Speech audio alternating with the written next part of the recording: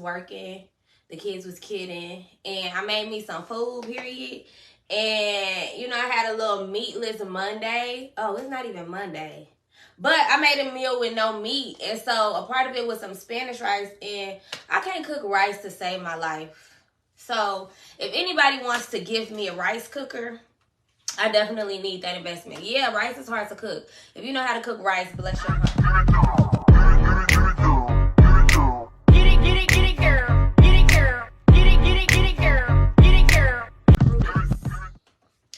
What's good, everybody? Welcome back to Universal Teas. It's the People's Podcast with your girl Toya, and this episode is called Planning for Progress. So boom, y'all know I have to tell y'all how I come up with these episodes. So planning for progress. I realized that, hold on, I feel like my mic's too far away. I realized that when we want to be better, right? A large part of trying to be better, trying to do better is about progressing, right? We want to progress into somebody new, to something different. We want to progress into new avenues. But in order to do that, we actually have to understand what it means to progress, or to understand what progress is. So, y'all know, I'm trying to see who in the chat from back there. But hey, y'all, share the video. But the word progress, y'all know I love a definition. Hold on. I don't know why I always got to burp when I get on here, child, but here we are. But this episode is called Planning for Progress, and the word progress simply means forward or onward moving. This can be to a destination. This can be in space or in time. So the word progress means forward and onward moving. So if you are planning to progress in your life, to move forward, to move onward, that the first thing that came to my mind when I started to write my show notes was that you can't have the goal of progress when you're thinking about the things that are going to get left behind. If you're moving forward, if you're moving on past things, past situations, past different levels of your life, you can't do that and still be focused on maintaining what's left behind.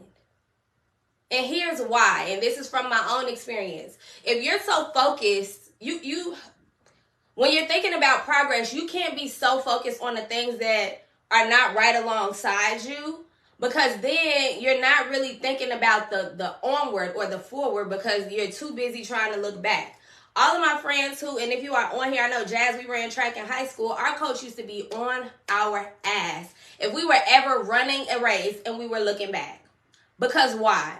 The goal is to get to the finish line that's ahead of you first. So why is it that you're trying to focus on the people behind you? Right? And so when I was thinking about this, I said, if we're trying to focus on onward moving, if we're trying to focus on forward moving, we're thinking about the vision. So when I'm thinking about this forward movement, when I'm thinking about this vision, my thing is, where is it that you're going? Because sometimes when we're in states and we're in mindsets, and when I've been in spaces and mindsets and mentalities where I don't really know where I'm going, I feel like I'm just going through the motion. If you have no vision, you're just idly moving. You don't even know if you're moving forward, backwards, side to side.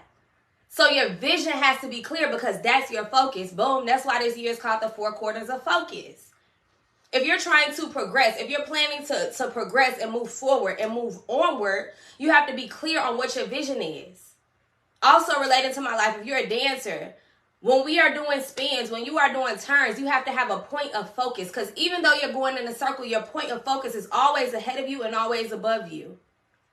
Your dance instructor is never going to tell you to find a focus point that's below you. Your dance instructor is never going to tell you to find a focus point that's next to you. Because if you want to get back to forward, if you want to get back to center, if you want to get back to the direction in which your audience is, and in the direction of your vision, in the direction of your passion, it has to be forward and upward. Right? So progress is all about thinking forward, thinking upward. Yes, I'm here now. So don't get confused when we're talking about progress and you automatically assume, child, that you're talking about something that's near you. When you're talking about progress, you're thinking about what's ahead of you. And that's not to say that you don't acknowledge what has been. You don't acknowledge what is, because that's your foundation. Where you are is your foundation. So don't try to negate what it is that you're experiencing now. Don't try to quickly eliminate the feelings that you have now. Sit there, still have your forward vision, But be clear that you don't want to be here anymore. Get real familiar with and I think we get afraid to get familiar with the hard feelings. Get familiar with those difficult feelings so the minute that they start to creep up, you know how to move past them. You know? And sometimes we ask for things that are gold, and our vision is something that is gold, and we get some shit that's gold plated. There's a difference. When you are trying to progress, yes, I might have something that's gold plated now, but my vision is on pure gold. I taught my students a lesson about the difference between diamonds and cubic zirconia. You might have cubic zirconia now, but if your focus is diamonds, you're never going to fall for cubic zirconia because you know what it is. You've held it in your hands. You've had it. You've seen it. You've felt it. Same thing when we are not where we want to be, but we're still giving attention to and giving action to the progress that we want to make, or the vision that's ahead of us, or the things that we want to do. Right? Don't be shameful. And this is something that came up for me recently. Don't be shameful for the things that you did not know in the moment you were learning the lesson. Don't find shame in the parts of you and the experiences that you've had that were there to teach you a lesson. As long as you get the lesson out of it, it's good. And that's not to say that the things that hurt you or the things that you are not happy about, you have to put on blast or on Front Street. But acknowledge them, feel them. So when those feelings arise again, when that situation arises again, when somebody comes into your life and you get a little inkling that this is another toxic situation, you know, I know what that feels like in the depths. And that's not where my vision is. That's not where my focus is. Kanika, you told me to repeat it. I don't even know what I said. Somebody else, repeat which part? I don't know. Y'all, I be on here talking. Y'all be telling me to repeat stuff. I don't remember. But what I was just speaking to is like, don't get discouraged in your hardest times. You have to acknowledge and feel and get familiar with the bad feelings. Get familiar with shame. And people are not going to say this to you because they're like, oh, no, be happy. Choose joy. Choose light. Right? No. Get familiar with pain. Get familiar with heartbreak. Get familiar with sadness. Get familiar with toxic situations. Get familiar with failure. So when they arise again, you know how to get past them. You'll have a toolkit. And I talked about a toolkit in like a couple episodes in the past. I don't remember which one. Y'all go listen to all of them, right? And tell me what you think about them. But get so familiar with these feelings that when they come up again, you're not shunned by them. But instead, you're pulling things out of your toolkit. This is how I combat shame. This is how I combat fear. This is how I combat anxiety. This is how I combat toxic situations. So you just have to understand and not be afraid of negative feelings, because if you're so focused on the good feelings, you're going to be crushed and devastated and lost and destitute when all the feelings that are not good come along. What does that say? You know what it feels like in the depths. Right, period. Y'all be listening. Look, y'all be listening. So I was saying you have to get familiar with these uncomfortable feelings so that when they arise, you know how to turn them off, and you know that you need to turn things around because you understand what the depths feel like. I've been in the depths of heartbreak, so I know what it looks like when it's on its way. I know that man is fine, but as soon as he opened his mouth and said something crazy, I ain't gonna do it. I know the depth of that. I know the depth of that situation if I allow myself to entertain it. Okay? I don't even think this about the topic no more. So let me see what else I got for y'all. So when we're talking about progress, we're talking about forward and onward movement. And then I had to ask myself as I was writing my show notes today, how is the movement that you're making different from what you've experienced? And when I say movement, I don't just mean physical movement or I'm going to the gym more. No, it's deeper than that. If you're progressing in a relationship, how are the people? While you're moving into this new, I want to be a new person, I want to run with new crowds, how are the people looking different when you're moving towards progress? How are the places that you're putting yourself in attributing to your progress? You're not going to have progress in peace, or you're not going to have progress in business and productivity if you at the club every weekend. If you at Taco Tuesday every night and Karaoke Wednesday, and then you at Thirsty Thursday, and then you at Freestyle Friday, and then you at Shake Something Saturday. That's not, where's the progress? Where's the productivity? How are the places that you're allowing yourself to spend time in change? The mentality that you have, how is that changing? Like, yeah, I know I'm used to having a glass of wine every day after work. But instead, let's try making a smoothie every day after work. What is the progress that you're making? Slow progress is better than no progress. And I know y'all heard that. That ain't nothing profound. But you have to apply it. We hear all of these words, and I really be feeling like a fraud a little bit sometimes, because I feel like I just get on here and I'm telling y'all things that y'all already know. But it's just the application, and that's why we plan. You plan for you. You plan for your progress. How is the way that you are thinking different? And different thinking is a challenge. Living different from what you were taught is a challenge. But it also comes with some intentionality in what you're doing. Because what I taught doesn't match this vision, and we get vision from God, we get vision from the universe, we get visions and signs and signals that are very clear and very often. That thing that you keep feeling, that thing that you keep seeing, and you don't want to do it because it's unfamiliar, because you don't have anybody around you that's ever done it before, you don't think you have a mentor, that's because you're meant to be the mentor. That's because you're meant to birth it. That's because this progress is not just for you, it's for everybody that's connected to you and surrounded by you. So your mentality is already different. You just got to take action to align with the mentality that you've already been given with. That makes sense? Given, not given with. That didn't make sense. But y'all know what I meant, right? When you're on this road to progress, how is the movement and your actions different? I want to live a healthier lifestyle, but I'm still pulling up to a drive-through window every day after work. I want to live a healthier lifestyle, but I'm still watching Baddies of the South at 30 years old and thinking it's real life, real entertainment, and trying to live my life like this out here trying to fight people every day. Just saying. What actions are you taking that are attributed and aligning with this progress that you want, with this forward movement? Because sometimes, and this just came to me, when we're talking about progress, remember it's forward movement and onward movement. Just because you moving does not mean you're progressing. I'll say that for the people who joined a little late. Just because you're moving does not mean you are progressing. Y'all be jogging in place. You done walked in place. Jumping jacks are movement, but it's not onward. It's not forward. So don't let yourself be fooled. Just because you going through the motions, that's not progress.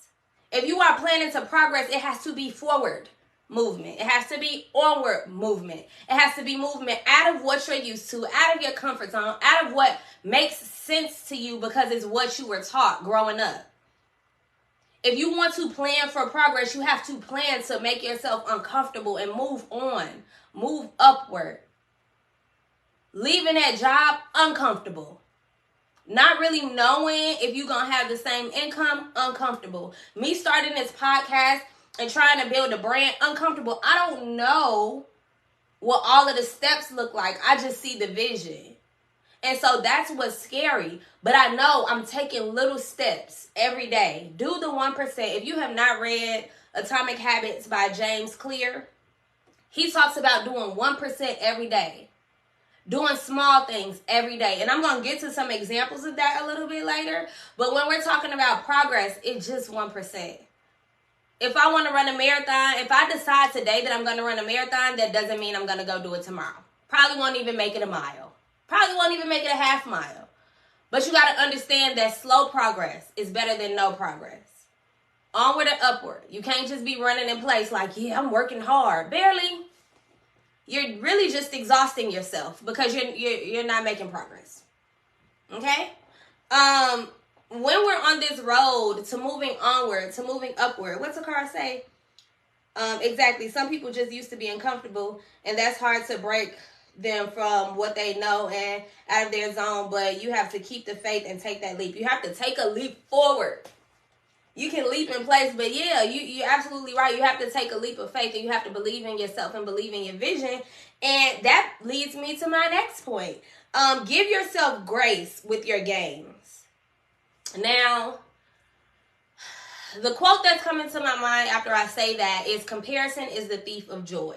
A friend told me that a while ago, and I don't know if it was normal to y'all, but maybe it was my first time hearing it, but it was so profound for where I was in my life in that moment. Give yourself grace. Your progress is not going to look like the person's progress next to you. Your progress is not going to sound the same. It's not going to feel the same as somebody next to you.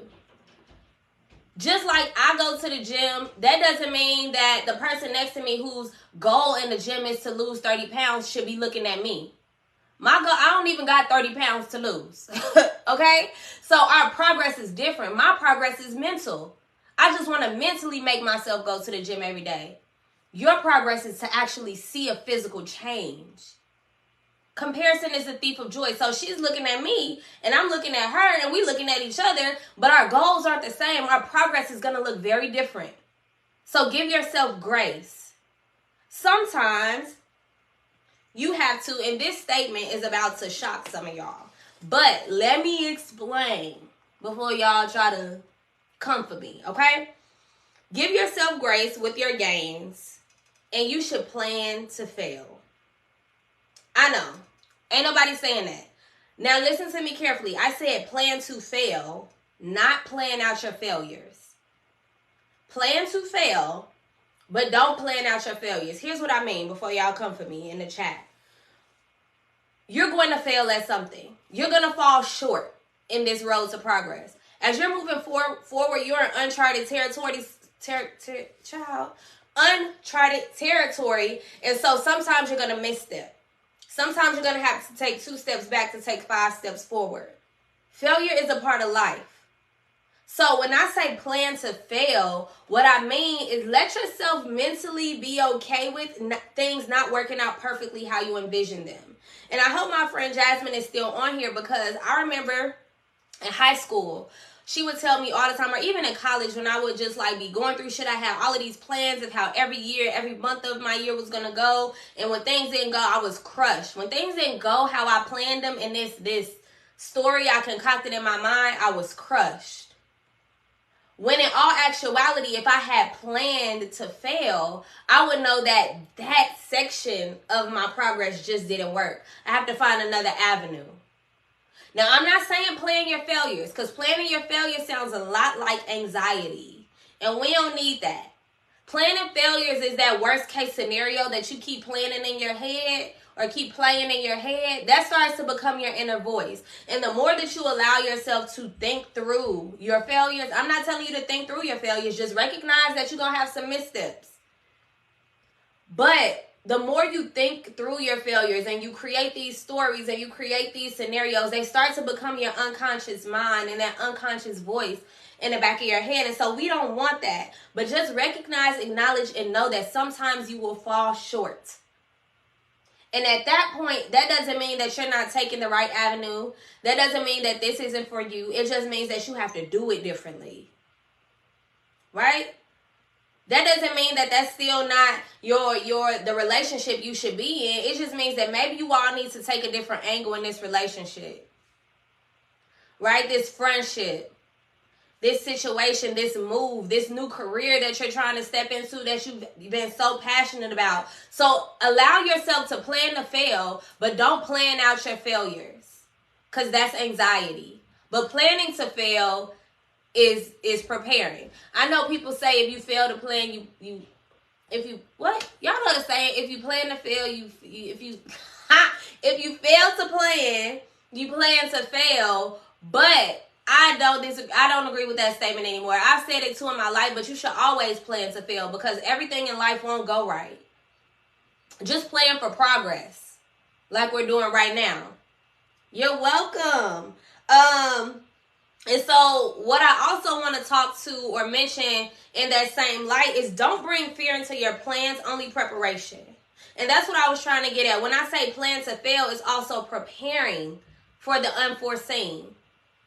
Right? Nobody plans to lose a loved one. You can prepare, but that's not in your plans to lose somebody. It's the preparation. So don't bring fear into those situations. Things like death are inevitable. You know what I mean? And so kind of try to prepare yourself for it. At some point, you're going to have to move. At some point, you're going to have kids. At some point, the routines of your life are going to change, and that's not what you expected. But just learn how to prepare yourself for those unforeseen situations. And I don't mean physically lay out a plan, because again, that's planning your failures. But I mean prepare your mentality, prepare your spirit, prepare your soul. Get so deeply rooted in you. Get so deeply rooted in the fact that you will get to this vision. You will succeed. You will fulfill your purpose. And we talked about purpose, I think, last week. Get so focused on that it's like, I stumbled a little bit, but I'm going to keep going. When a baby starts to learn how to walk, the first time they fall, they don't say, fuck this walking shit, mom. You're going to have to push me in this stroller forever.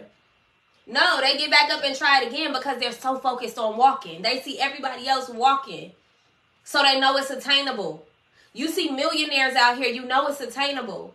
You see celebrities out here, you know it's attainable. Authors, you know it's attainable. Award-winning podcasters, I know it's attainable.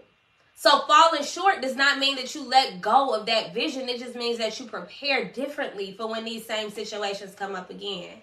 Amen? Amen. All right. So with that being said, I felt like I had to give you all some tangible things to do.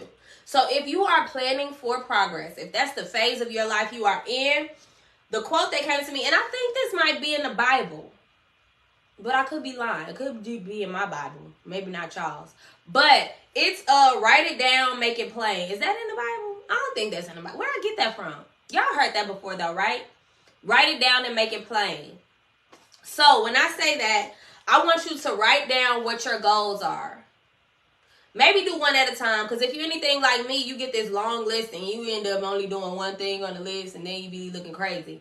But what is the goal that you have? What is your vision? What is your end goal? What is your purpose? Who do you want to be as the best mother? Who do you want to be as the best employee, as the best coworker, as the best daughter? Who do you want to be as the best love partner? Who do you want to be as the best friend? Write that down and make it plain. And then as you are making progress, because remember, progress is consistent onward movement. As you are making progress. As you are making progress, give yourself checkpoints. So if my goal is to be an award-winning podcaster, boom. What are some checkpoints? So this year, I need to have a focus for the podcast that I drop. I need to have consistency. I need to have a website. I need to have a journal. I need to have all these things need to happen in order for this one thing to happen. So it's like an umbrella. So boom, at the top. Then as you make checkpoints, these can sound like by May, I'll need to do this if I want to be this. Every day, I need to make a habit of doing this if I want to do this. If I want to write a book, I need to make a habit of writing a page every day. Hell, if I want to finish a book, if you like me, I haven't finished a book in a minute. I need to get back on my reading. I need to read 3 pages every day. So what are the daily things that you need to be doing to get there, and focus on those? Do that 1% so good. Do that daily task so well that it becomes innate and you don't even have to think about it. So now when that thing becomes routine and just becomes something that you do automatically, then you can plan to do something else. Okay? Like I said, one small thing a day to get to your level of progress. And I said, write it down, work it out, and repeat. So on this road to progress, write down your vision, work to get it consistently, and repeat. Every time there's something you set your mind to, write it down, work it out, and repeat. Okay? So I'm just going to run y'all through the main little points of this episode again before we go ahead and get up out of here. Again, we are planning to progress. And so progress is onward movement, forward and onward. You can't just be running in place, baby. You got to be doing something different. As you're moving, as you're running, as you're going forward in your life and your vision and your goals, where is it that you're going? Keep your eyes focused on the vision. How is the movement that you're doing different from the movement that you've been doing in the past? How are the people different? Do they line up with the vision? How are the places that you're allowing yourself to spend time in different? What is the mentality change that you've had to meet this goal, to obtain this vision? What actions are you doing that are different than they were before? That movement has to be onward, upward, and forward. which may be uncomfortable. Don't let yourself get discouraged if this movement starts to feel uncomfortable. That's the goal, to get out of your comfort zone. Okay? As you are making these gains, whether they be quick or whether they be slow, give yourself grace. Because sometimes it is inevitable that you will fall short. Plan to fail. Because you will at some point. Just make sure and trust yourself to be prepared enough to handle these things, because you've overcome hard things before. You've done difficult things before. There are some situations right now that you didn't plan on being in, but you're crushing it. Some of you didn't plan on being mothers or parents in general, but you are crushing it. And that wasn't easy. It wasn't comfortable. Y'all popped them little babies out. I'm sure it wasn't comfortable. But you did it. You've done hard things before. So allow yourself to continue to do hard things. Plan to fail, but don't plan your failures. Planning your failures is that anxious, creating fake scenarios and creating negative scenarios in your head. That's not what I want you to do.